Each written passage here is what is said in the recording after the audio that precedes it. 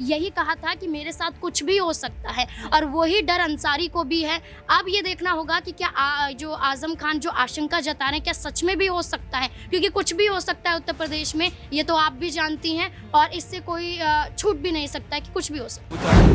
यहाँ खड़खड़ा सकते हैं कि यहाँ पर आज़म खान को अगर किसी बात का डर सता रहा है या फिर उनको ऐसा लग रहा है कि उनको एनकाउंटर हो सकता है, तो वहाँ पर पुलिस किस तरीके से उनकी सहायता कर सकती है। क्योंकि हमने देखा है कि जब भी कोई आरोपी यहाँ पर यूपी में गया है जिसका नाम काफ़ी उछला हो, तो बिल्कुल उसके साथ कुछ ऐसा ही हुआ है और उन लोगों को बाकियों को डर सताया। तो ऐसा हमने हर बार देखा है कि लोगों को इस बात का डर सताया कि उनका एनकाउंटर होगा। तो देखा जाएगा कि यहाँ अखिलेश क्या जो है बड़ा कदम लेते हैं। वैसे लगता है कि अखिलेश यहाँ बड़ा कदम लेंगे और अपने पार्टी के नेता को बचाएंगे, बिल्कुल बड़े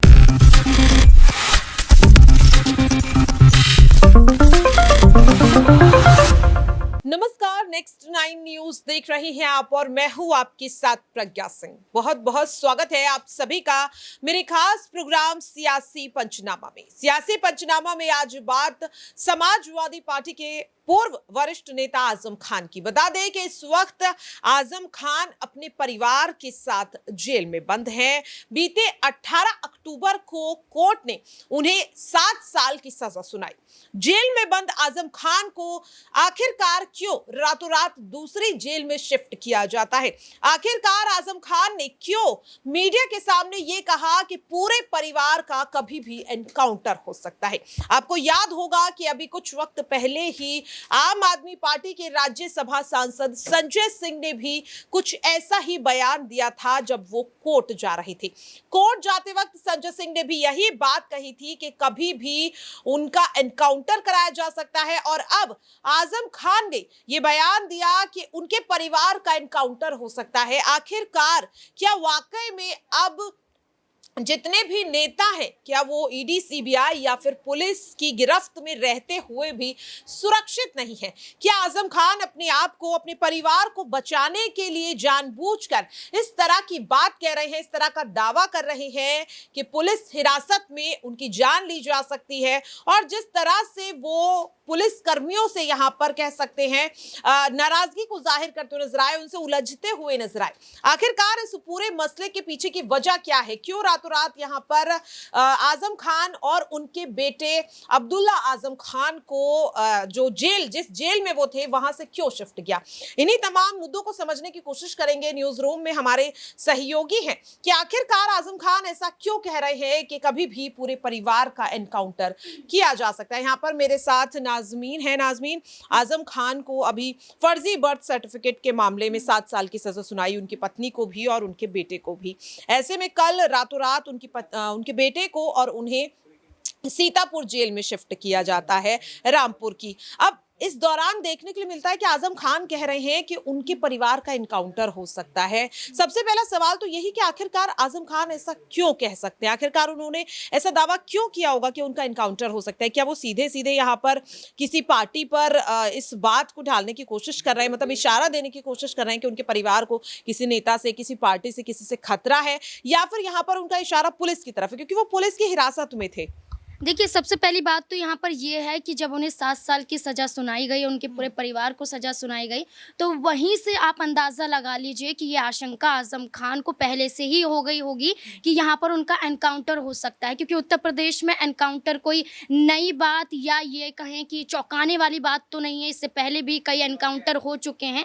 तो ये सारी बातें यहाँ पर इसी वजह से दिखाई देती हैं कि आपने अतीक का मामला सुना होगा, कैसे मीडिया के सामने गोलियाँ दाग दी जाती हैं, उनके बेटे का एनकाउंटर कर दिया जाता है। तो ये सारी चीजें यहाँ पर इस तरीके से दिखाई देती हैं कि कानून व्यवस्था उत्तर प्रदेश में क्या है और किन के हाथों में कानून व्यवस्था है। तो अगर कानून व्यवस्था को लेकर कई लोग सवाल पहले भी उठा चुके हैं, समाजवादी पार्टी तो खुद उठाती है, यहाँ तक कि जब चंद्रशेखर आजाद एक राजनेता हैं, उनको भरी सभा में जब जा रहे होते हैं, अपनी गाड़ी में होते हैं, तो गोलियां लग सकती हैं। तो आप सोच सकते हैं कुछ भी हो सकता है उत्तर प्रदेश में, अचानक कुछ भी हो जाए तो उस पर कोई भी आप सवाल नहीं उठा सकते हैं। और यहाँ पर रातों रात कैसे महिलाओं के साथ दुर्व्यवहार होता है, उसको भी दबाने के लिए किस तरीके से काम किया जाता है। तो हमेशा से उत्तर प्रदेश में कानून व्यवस्था पर सवाल उठाया जाता रहा है, और इसी वजह से अब आजम खान आशंका जता रहे हैं कि उनका भी एनकाउंटर हो सकता है, और यही एक बड़ी वजह रखती है। अच्छा नाज़मीन, यहाँ पर सोशल मीडिया पर आजम खान का वीडियो भी वायरल हो रहा है। यहाँ पर देखने के लिए मिलता है कि जब रात में पुलिस कर्मी उन्हें वैन में बिठा रहे हैं तो उनसे कहते हैं कि आप सीट के बीच में बैठिए, तो आजम खान कहने लगते हैं कि नहीं मैं साइड में बैठूंगा, और तभी वो अपने इनकाउंटर की बात कहते हैं। तो क्या उनका ये बयान इस बात को दर्शा रहा है कि शायद जिस तरीके से उन्हें रातों रात जेल में शिफ्ट किया गया है, उनके बेटे को शिफ्ट किया है, हालांकि उनकी पत्नी जो है वो अभी भी उसी जेल में है, तो ये जो बात है क्या वो ये दर्शाने की कोशिश कर रहे हैं कि इस एनकाउंटर में पुलिस भी शामिल हो सकती है? क्योंकि पुलिस से उलझते हुए नजर आ रहे हैं, कह रहे हैं कि हम जो कह रहे हैं आप हमारी बात को यहाँ पर समझिए और हमारी बात को मानिए, क्योंकि हम एक वरिष्ठ नेता है। इस तरीके की बात जो वो कह रहे हैं, इसे आप किस तरह से समझ रही हैं?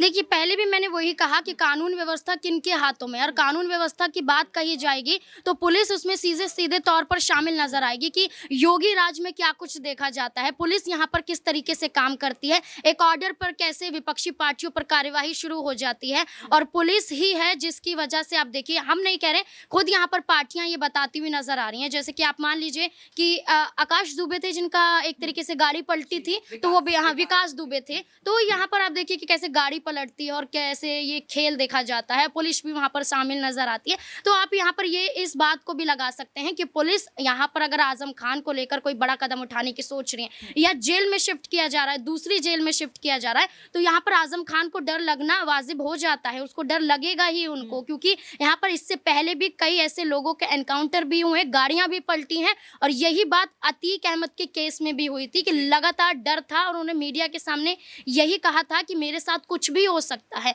और वही डर अंसारी को भी है।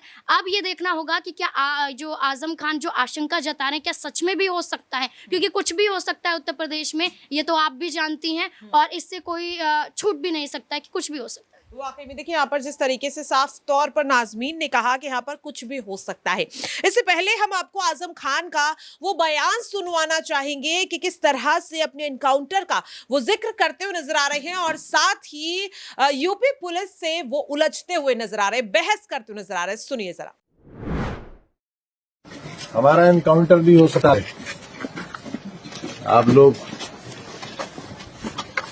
कुछ भी हो सकता है।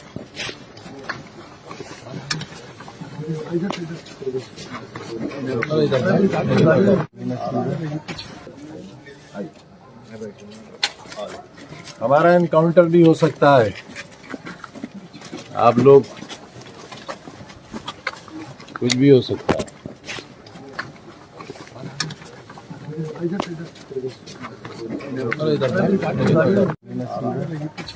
पीछे नहीं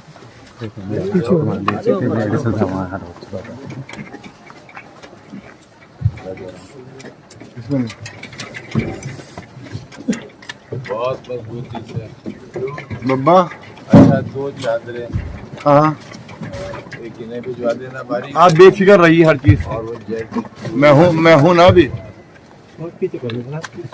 मैं तो सामान आराम से रखो। आप बेफिक्र।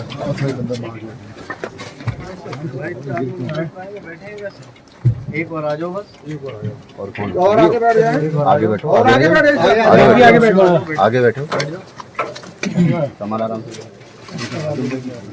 आदमी रह गए, हैं? 6 आदमी, कितने आ गए? 6 कांस्टेबल।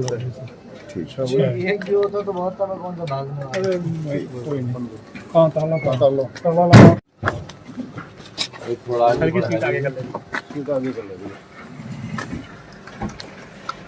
बीच में नहीं बैठ पाएंगे भाई, हम बीच में नहीं बैठ पाएंगे। नहीं बीच में नहीं, बिल्कुल नहीं बैठ पाएंगे। हमारा आदमी नहीं, हमारी कमर ही नहीं है इसका, हम बीच में नहीं बैठ सकते।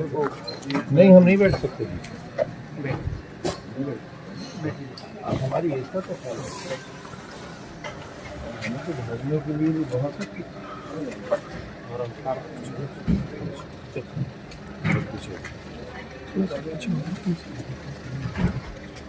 हो जाइए, थोड़ा सा उधर हो जाइए, हम इसको हिदायत करेंगे, हम इसको नहीं हिदायत करेंगे हम जो। हम नहीं बैठ सकते ना। चलो बैठ जाना, हाथ पैर तोड़ के ले जाओ, हमारे दूसरी बात नहीं। चलो बिना बैठा उधर थोड़ा सा अंदर हो जाइए, नहीं, बिल्कुल नहीं। थोड़ा खिड़की से तो चलो। हाँ बिल्कुल, बैठो। चलो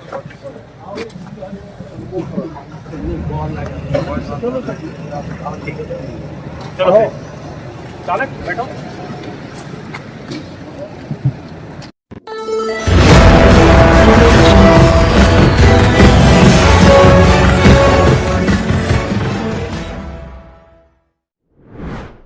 तो देखा आपने और सुना भी कि किस तरह से साफ तौर पर आजम खान ने अपने एनकाउंटर की आशंका जताई है। बता दें कि इस वक्त आजम खान और उनके बेटे को दूसरे जेल में शिफ्ट किया जा चुका है। यहां पर देखने के लिए मिला कि जब आजम खान और उनके परिवार को 7 साल की सजा सुनाई गई तो अखिलेश यादव उन्हें अपना समर्थन देते हुए नजर आए और सीधे सीधे उन्होंने अपनी नाराजगी भी जाहिर की कोर्ट के इस फैसले को लेकर। अब यहाँ पर मेरे सहयोगी दौलत है, उनसे इस चीज को समझूंगी कि जिस तरीके से अगर अभी नाजमीन ने कहा कि हम कई ऐसे एनकाउंटर पहले भी देख चुके हैं, तो आजम खान के इस बयान के बाद क्या लगता है कि अब कोई उन्हें यहाँ पर स्पेशल सुरक्षा दी जा सकती है और अखिलेश यादव का आखिरकार अब क्या रुख रहेगा? क्योंकि जाहिर तौर पर अगर हम बात करें आजम खान की तो एक खास उनका रिश्ता है अखिलेश यादव से, तो अगर अखिलेश यादव का भी क्या रुख रह सकता है? क्या वो यहाँ पर मांग कर सकते हैं उनकी सुरक्षा की या फिर कुछ और? यहाँ पर जिस तरीके से क्या अखिलेश का यहाँ पर कदम रहेगा? जी बिल्कुल, जैसे आपने कहा कि अखिलेश यादव और आज़म खान उनके परिवार के संबंध जो रहे हैं काफ़ी अच्छे रहे हैं। बहुत पूर्व उनके संबंध है, उनके पिता के साथ उनके काफ़ी अच्छे संबंध थे। दोनों ने पार्टी में मिलकर काम करा। आज़म खान बहुत बड़े नेता हैं सपा के और बहुत ज़्यादा ख्याति यूपी में आज़म खान की वजह से सपा को जो है मिली थी उस समय।